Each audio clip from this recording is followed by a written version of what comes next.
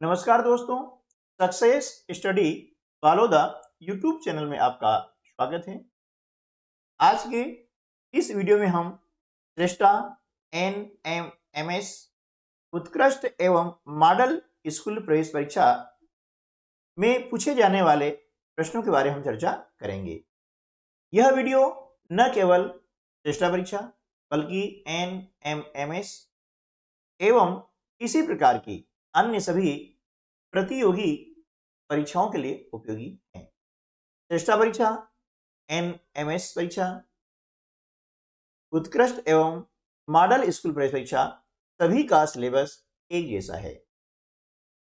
इन परीक्षाओं में कक्षा 8 का जो सिलेबस है उस पर आधारित ही प्रश्न पूछे जाते हैं और हमने हमारे चैनल पर इन परीक्षाओं से संबंधित वीडियो अपलोड किए हुए हैं, जिनकी लिंक आपको इस वीडियो के डिस्क्रिप्शन बॉक्स में मिल जाएगी या फिर आप चैनल पर जाकर के प्लेलिस्ट में आप देख सकते हैं और इन परीक्षाओं की तैयारी कर सकते हैं।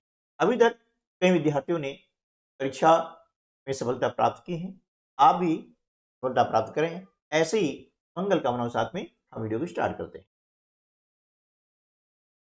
पहला प्रश्न है, निम्नलिखित में से कौन से अद्वितीय गुणधर्म संश्लेषित रेशों को परिधान सामग्री हेतु लोकप्रिय बना? ठीक है, परिधान सामग्री यानी जो हम पहनते हैं कपड़े, परिधान सामग्री यानी कपड़े पहनते हैं। तो इसमें से जो संश्लेषित रेशे हैं उनके कौन से गुणधर्म हैं जो इन्हें लोकप्रिय बनाते हैं? 4 विकल्प दिए गए हैं, ठीक है ना। तो इन विकल्पों में से सही विकल्प है विकल्प नंबर 2, क्योंकि ये जो परिधान होते हैं संश्लेषित रेशों से बने हुए हैं, ये शीघ्र रहने वाले होते हैं और अधिक टिकाऊ होते हैं, कई दिनों तक चलते हैं, अधिक चलते हैं, इसलिए यहाँ पर लिखा है अधिक टिकाऊ। इस प्रकार से प्रश्न जो है इन परीक्षाओं में पूछे जाते हैं। दूसरा प्रश्न है कि यहाँ पर 2 सूची दी गई हैं और सूची 2। सूची 1 में बलों के नाम है ना, या इन बलों का संबंध किससे है, ये सूची 2 में दिया हुआ है। देखिए, चुंबकीय जो बल होता है ना, ये क्या होता है? असंपर्क बल होता है, यानी चुंबक दूर से ही लोहे से बनी वस्तुओं को खींचता है ना। ये एक का संबंध किससे हो जाएगा? चार्ज से हो जाएगा, ठीक है ना। अब गुरुत्वाकर्षण बल, गुरुत्वाकर्षण बल क्या होता है?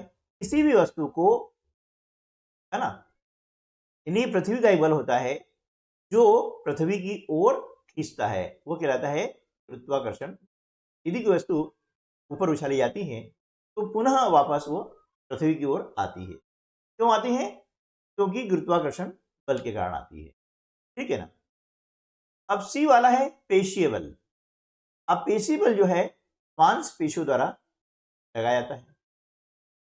पेशीय बल, जैसे हम किसी वस्तु को धक्का दे रहे हैं, हाथ से धक्का दे रहे हैं, तो वहां पेशीय बल काम कर रहा है ना। चौथा है स्थिर विद्युत बल। अब जो बचा हुआ है वही, है ना, ये होता है आवेशित वस्तुओं में।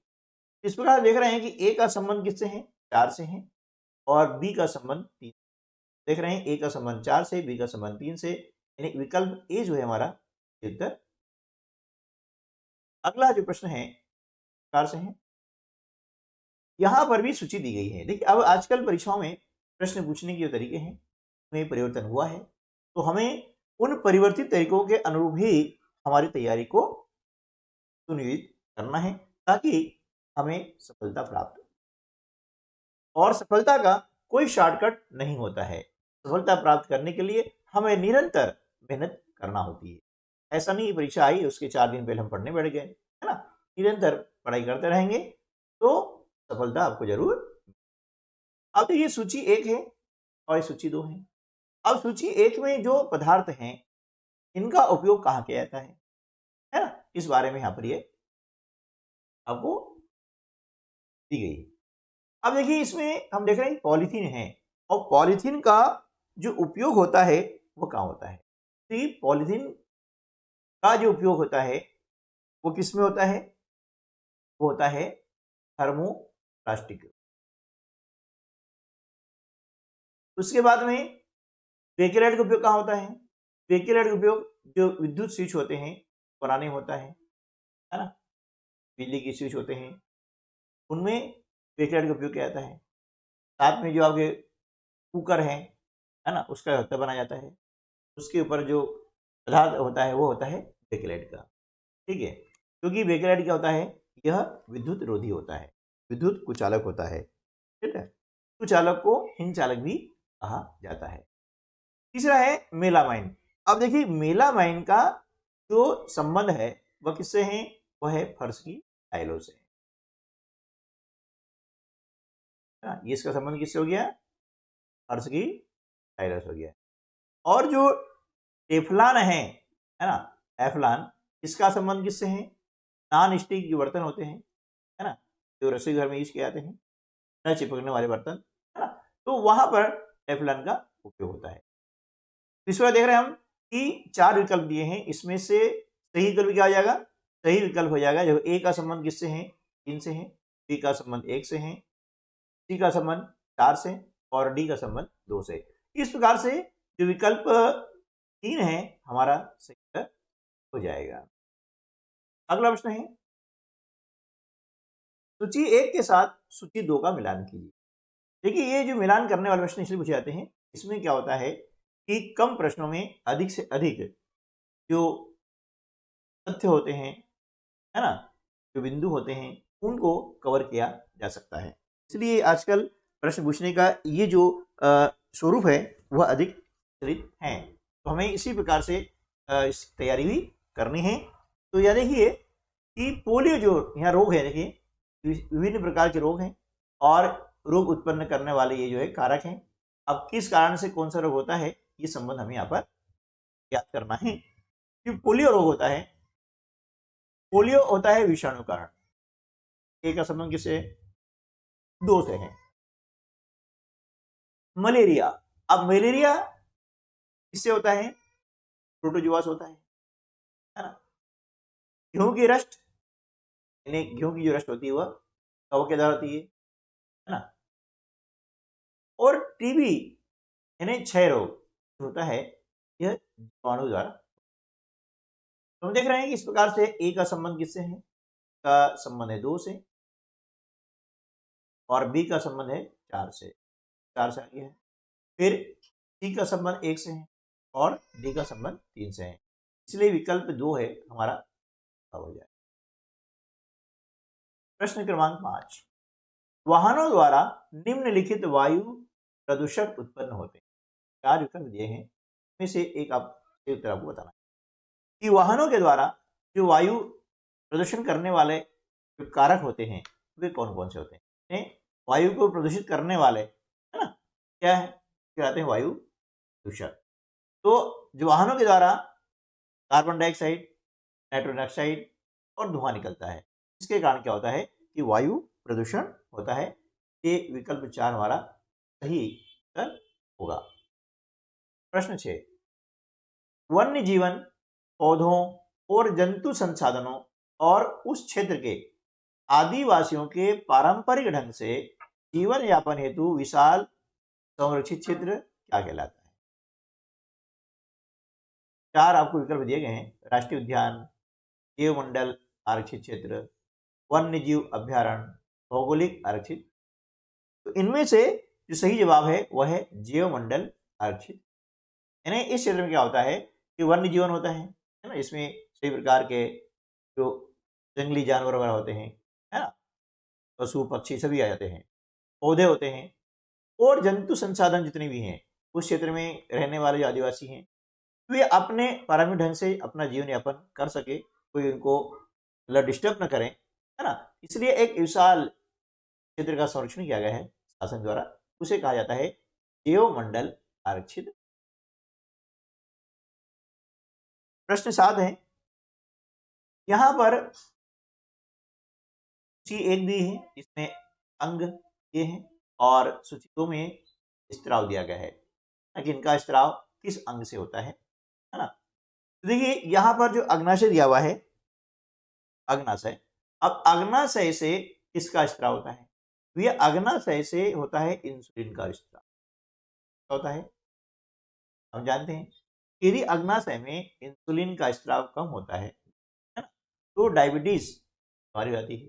हम कहते हैं बोलचाली भाषा में शक्कर की बीमारी या वह इंसुलिन की कमी के कारण होता है। स्त्राव कम हो रहा है ना, तो इसी कमी के कारण मधुमेह बीमारी होती है। अब दूसरी है थायराइड ग्रंथि है। अब जो थायराइड ग्रंथि है ना, इससे क्या स्त्राव होता है? थायरोक्सिन होता है का संबंध थी। अंडाशय, अब अंडाशय से एस्ट्रोजन का स्त्राव होता है। और एड्रिनल जो ग्रंथि होती है उसमें एड्रेनालिन का स्त्राव होता है। तो इस प्रकार देख रहे हैं कि ए का संबंध किससे है? 4 से है। और देखिए ए का संबंध 4 से है, बाकी सब है। इसे हमारा उत्तर विकल्प बी ऐसे ही हो जाएगा, है ना। और परीक्षा में कर सकते हैं, इस प्रकार देख सकते हैं कि एक या दो विकल्प आपको सही मिल रहे हैं और बाकी डिफरेंस आ रहा है, तो आप उत्तर लगा सकते हैं। 8वां प्रश्न है अलैंगिक जन्म से संबंधित कथन।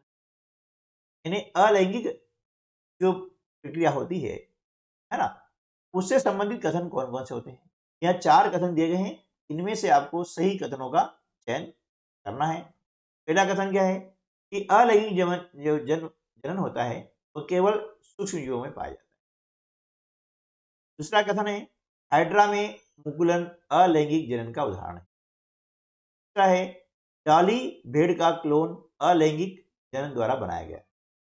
और चौथा है द्विखंडन एक प्रकार का अलैंगिक जनन। अब अलैंगिक जनन के बारे में 4 कथन दिए गए हैं। अब आपको देखना है कि 4 कथन में से कितने कथन सही है ना।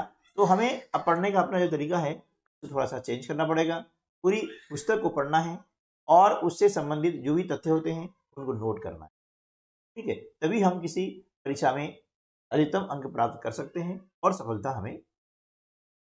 देखिए यहां हम देख रहे हैं कि अलैंगिक जो जनन होता है केवल सूजी में पाया जाता है, ये कथन सही नहीं। बाकी तीनों ही कथन सही हैं। देख रहे हैं कि विकल्प सी केवल बी, सी और डी, केवल बी, सी और डी ने हाइड्रा में मुकुलन अलैंगिक जनन का उदाहरण है, सही है। जो डाली भेड़ा है उसका क्लोन अलैंगिक जनन द्वारा बनाया गया है, ये भी सही है। और द्विखंडन जो होता है ना, वो भी एक प्रकार का अलैंगिक जनन है, सही है। इसलिए विकल्प 3 जो है हमारा उत्तर हो जाएगा। अगला प्रश्न है निम्नलिखित में से कौन से एक कोश की जीव है? इस जीव में एक कोशिका पाई जाती है, हम कहते हैं एक कोश की। तो यहां पर A B C D E 5 विकल्प दिए गए हैं। इन विकल्पों में से आपको चुनना है कि एक कोशिका के जीव कौन कौन से होते हैं। तो हमें मालूम है कि अमीबा और पैरामीशियम, अमीबा और पैरामीशियम ये दोनों एक कोश की जीव होते हैं। इसलिए बी और सी वाला विकल्प हमारा सही हो जाएगा। तो विकल्प 4 में है केवल बी और सी, बिल्कुल सही है। विकल्प 4 हमारा सही उत्तर हो जाएगा। तो याद होना चाहिए कि एक कोश की जीव कौन कौन से हैं, अमीबा और। अगला प्रश्न है, देखिए आजकल प्रश्न पूछने का तरीका कुछ इस प्रकार से भी किया है, आप देख रहे हैं 10 में, है ना। तो इसमें भी हमें तथ्य याद होना चाहिए। और अब हमारी जो समझ पर आधारित प्रश्न ज़्यादा पूछे जाने लगे हैं, हम समझ बन जाती है, तो स्किल बेस्ड क्वेश्चन को आसानी से सॉल्व कर सकते हैं। तो नीचे 2 कथन दिए गए हैं। पहला कथन है ए, है ना, यानी एसर्शन कर दिया है, और दूसरा दिया है कारण आर। अब अभिकथन क्या है कि सल्फ्यूरस अम्ल नीले लिटमस को, है ना, लाल में बदलता है। यानी जो नीला लिटमस होता है उसका रंग कैसा होता है? लाल हो जाता है। कौन कर देता है? सल्फ्यूरिक अम्ल। ये एक कथन, ठीक है ना, क्या एक कथन है। अब कारण क्या है? कारण बताया गया है कि धातुओं के ऑक्साइड अम्लीय प्रकृति के होते। देखिए अम्ल नीले लिटमस को लाल रंग में परिवर्तित कर देता है, ये सही है।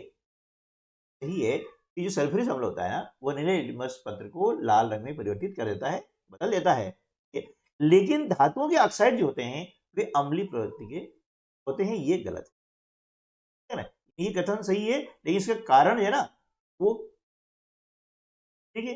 तो इसका सही उत्तर क्या हो जाएगा? अब नीचे देखेंगे तो इसमें से आप देख रहे हैं ए सही है लेकिन आर सही मतलब गलत है, सही नहीं है मतलब गलत है। तो विकल्प 3 जो है हमारा उत्तर हो जाएगा, है ना। तो इस प्रकार से भी आजकल जो प्रश्न पूछे जाने लगे हैं कि कारण क्या है ना, ऐसा क्यों हो रहा है ना। तो क्यों का जवाब भी हमें याद होना चाहिए, इसलिए बुक को हम ध्यानपूर्वक पढ़ें और उसमें ऐसे जो मेन पॉइंट्स होते हैं उसको नोट करें और बार बार उसका रीडिंग करें। दोस्तों तो आज की वीडियो में बस इतना ही, मिलते हैं अगले वीडियो में, तब तक के लिए नमस्कार, जय हिंद।